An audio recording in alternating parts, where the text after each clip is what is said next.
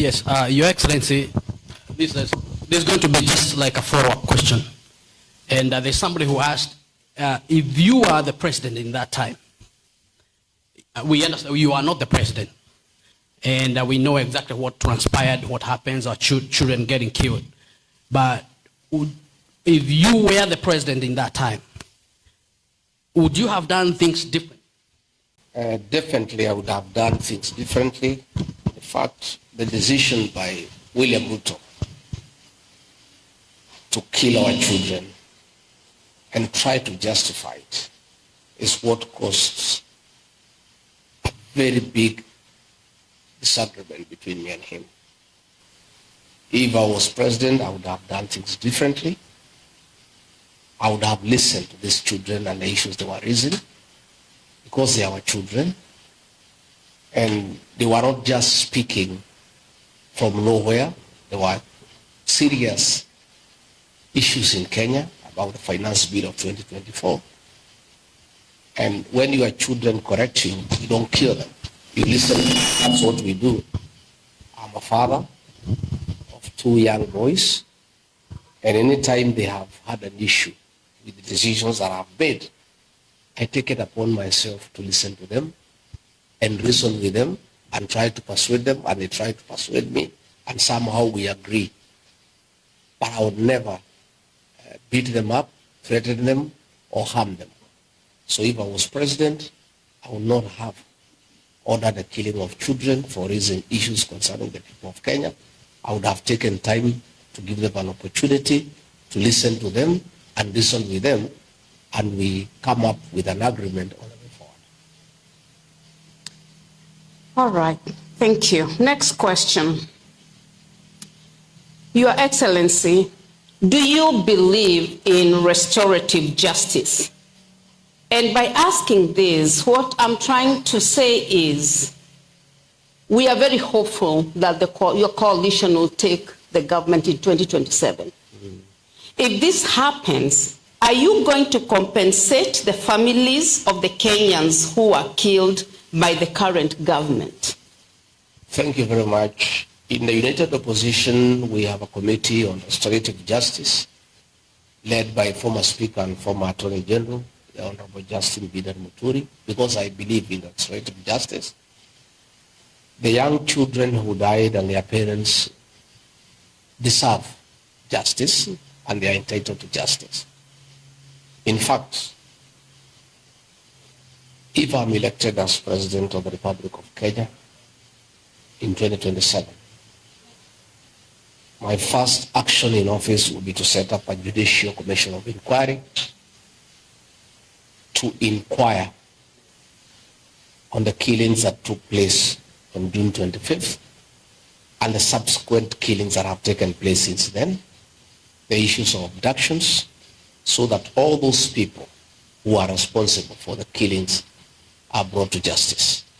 Number 2, I would initiate a mechanism for the compensation of families of those children who are tortured, those who are killed, and all those who have had problems with the government of President William Ruto. So let me assure the people of Kenya that I'm committed to make sure that the agencies and their parents do get justice, and all those who took part in abductions, in extrajudicial killings, in torture, in burning people's businesses, in disrupting meetings will be brought to justice. In fact, let me put our police officers on notice. All those officers who are being misused by William Ruto to break the law and disrupt public meetings, shoot leaders, beat up people, they'll have to answer. And I have asked our teams to keep a record of all these actions that are lawful, that are being perpetuated by the police, so that these people will be held to account. I want to ask families of Gen Zs who are killed, who disappeared, to make sure they document all the circumstances under which their children disappeared, under which police station so that the commanders of those stations then will be held to account. Let me tell officers commanding police stations, officers commanding police divisions, all the atrocities against the people of Kenya that are being committed within your jurisdiction, you will have to answer it one day. If you see what has happened in Kenya, there was the issue of Abdulaziz that took place in the year 2003. The courts have decided so many years later, almost 22 years later, that those people will have to face justice. So all those police officers in the DCI, in the National Intelligence Service, in the National Police Service, officers in the Ministry of Interior, who are committing crimes against the people of Kenya, when we form government in 2027, you will have to answer for those crimes of commission and omission, because that is the way the law says. Thank you, Your Excellency. Your Excellency, when the Kenya Kwanza government came into power, during the campaigns, the president used to say that they are not going to weaponize the state organs like the KR, the state agencies. But today we have seen even the police even going for civilians, people who are not even interested in politics. Children, the president himself giving orders, shoot to kill or shoot in the leg. Do you think today, as we stand, do you think the Kenyan government, the Kenya Kwanza government is redeemable today as we stand, Your Excellency? I am very embarrassed as one of the leaders who are in the forefront in campaigning for William Ruto to be president of Kenya, because he persuaded me and persuaded the rest of Kenyans that under his leadership, the criminal justice system will never be used to manage politics, and it will never be weaponized against opponents. Again, this is one of the greatest deceptions that ever took place in Kenya since independence. William Ruto deceived all of us, and we believed him, that he will never use the criminal justice system to deal with those opposed to him. That is exactly what is happening today. The Kenya Revenue Authority has been weaponized. All those who disagree with William Ruto are being harassed by the Kenya Revenue Authority. All those who don't agree with William Ruto are being persecuted by the DCI, by the National Security Intelligence Service. All those who have issues with what is happening in Kenya are being persecuted day and night. This is very sad, because I, like other Kenyans, were deceived by William Ruto that he will never use the criminal justice system to persecute people. But he is doing it with abundance, with brutal efficiency, and it is very sad. I want to say that this government cannot be redeemed. Where we have reached, there is nothing that can be done.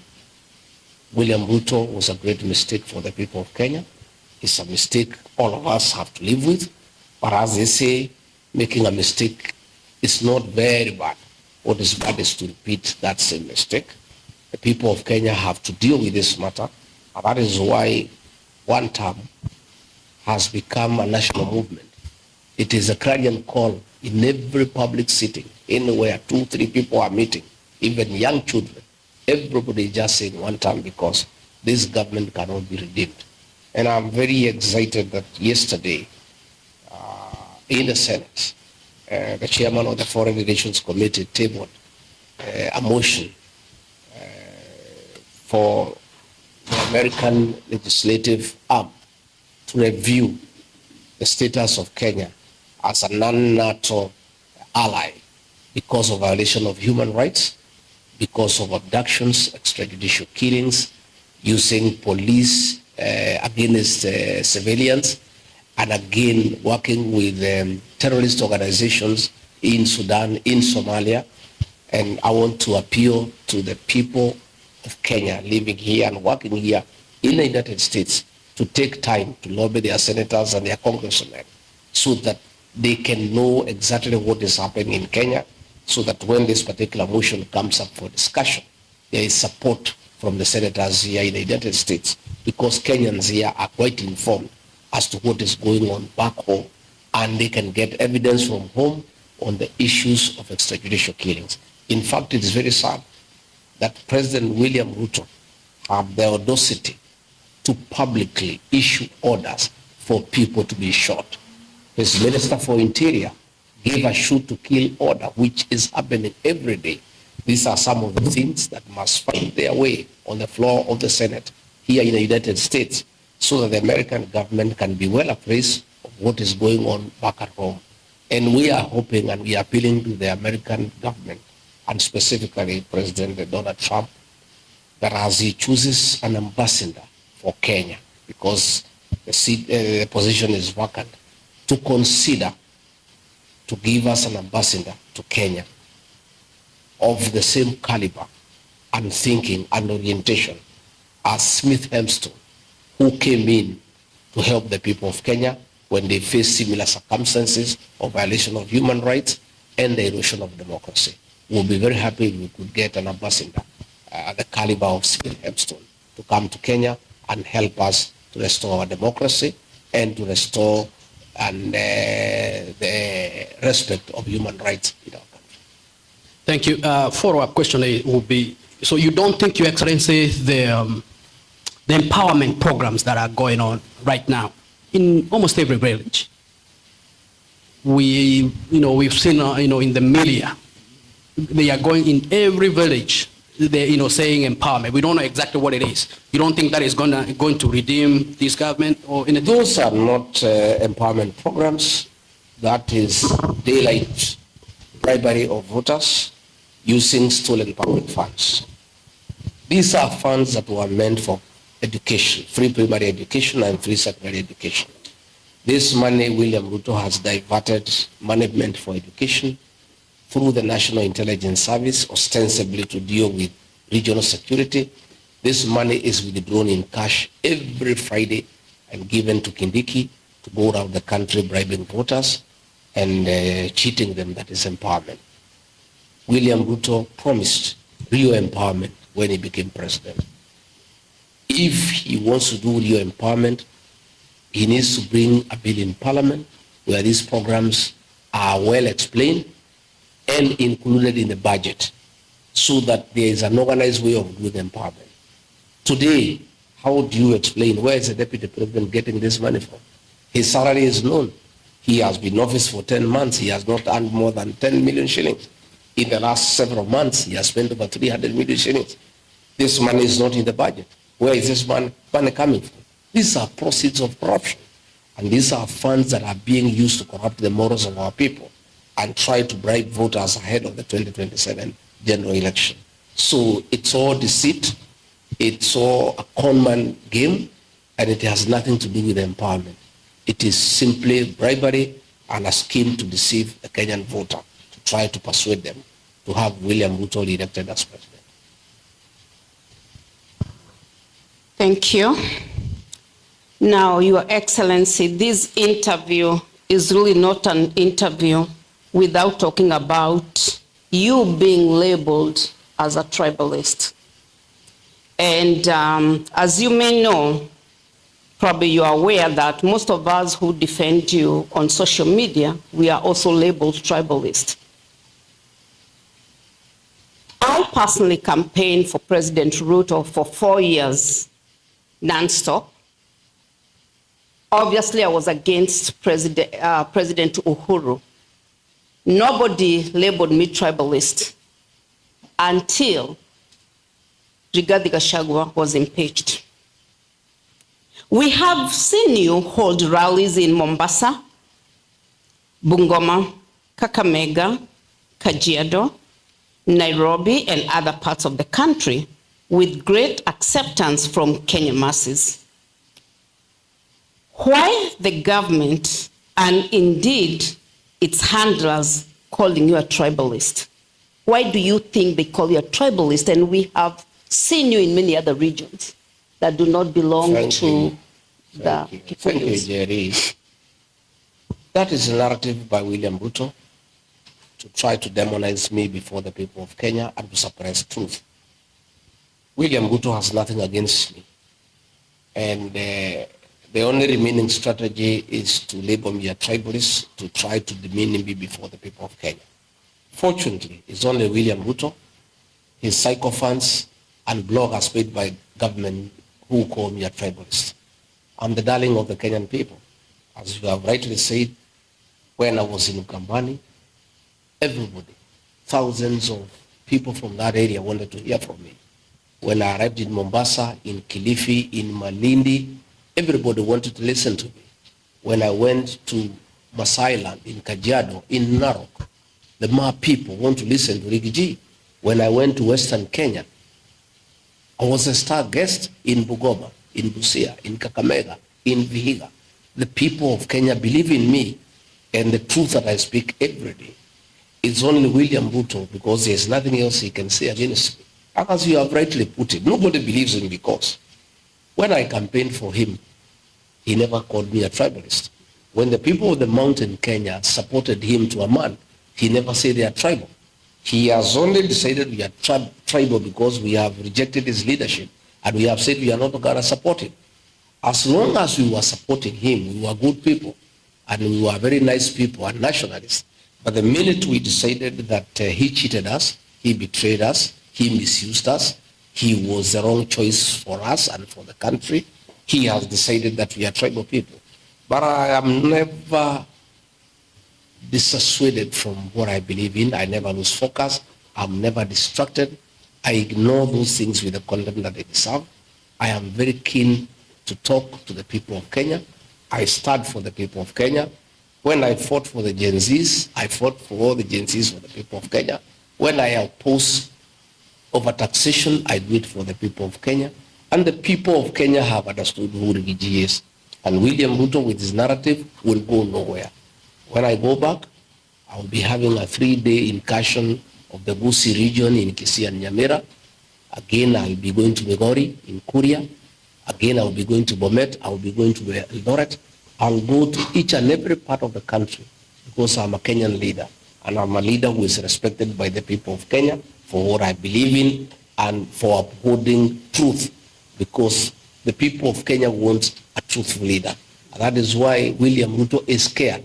He would like to confine me in the mountain so that other Kenyans do not benefit from what I know and from telling them what is happening in government and what happened when I was in government. He doesn't want me to give that truth to the people of Kenya.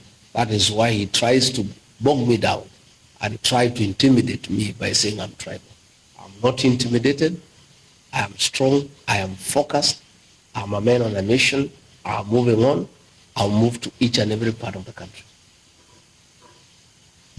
All right. Let's proceed.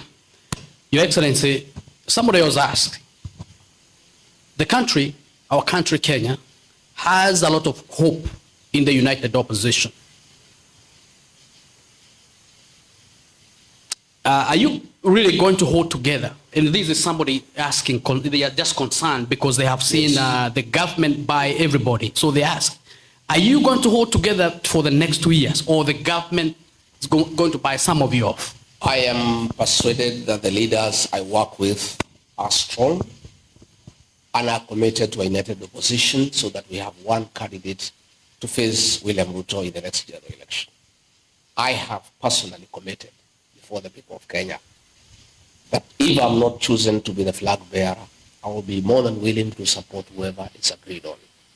My colleague, Kalonzo Musyoka, has committed himself that in case he's not the flag bearer, he'll support whoever is agreed upon. Dr. Fred Matiang'i has committed that if he's not the flag bearer, he'll support whoever has been agreed on. What I know, and I appeal to my colleagues, is to remain strong and to remain focused, because the people of Kenya expect us to stay together. William Ruto has rolled out a very elaborate plan to divide the opposition. And he is using every trick in the book, and he has applied massive resources to try to create problems within the opposition. Specifically, he has started with the mountain. He would want a situation where he divides the mountain because The mountain vote, by sheer size, is very decisive in who becomes president and who doesn't become president. And since he is aware that the mountain has decided it will not support him, he would like to divide the mountain. We are aware of schemes to form political parties within the mountain to come and rival the DCP, which is the party of choice in the area.